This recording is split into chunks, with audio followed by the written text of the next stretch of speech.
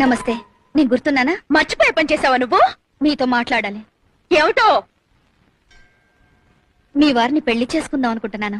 ఓసిని అఘాత్యం కూలా, నీకు నా మొగుడే దొరికాడటే, పైగా నా మొగుడిని పెళ్లి చేసుకుంటానని నా దగ్గరే చెప్తావా? నీ గుడ్లు పీకేస్తా, నిన్ను నిలువునా పాటేస్తా. మీరు ఇలా ఆవేశపడ్డంలో అర్థం ఉంది. అర్థమా? అర్థం ఉన్నారా? మీరు కోపం తెచ్చుకోకుండా నేను చెప్పేది వినండి. ఆ తర్వాత మీ ఇష్టం వచ్చినట్టు చెయ్యండి. త్వరగా చెప్పాడు. నేను మధుని అంటే మా వారిని.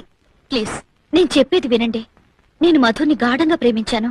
పెళ్లి కూడా చేసుకోవాలనుకుంటున్నాను. అనుకుంటావు. ఎందుకు అనుకో? కాస్త శాంతంగా వినండి. మధుని పెళ్లి చేసుకోకపోతే నేను చచ్చిపోతాను. ఆ పంచాయి తల్లి పేడ విరగడైపోతుంది. మీరు నన్ను మాట్లాడనివ్వడం లేదు. చెప్పు.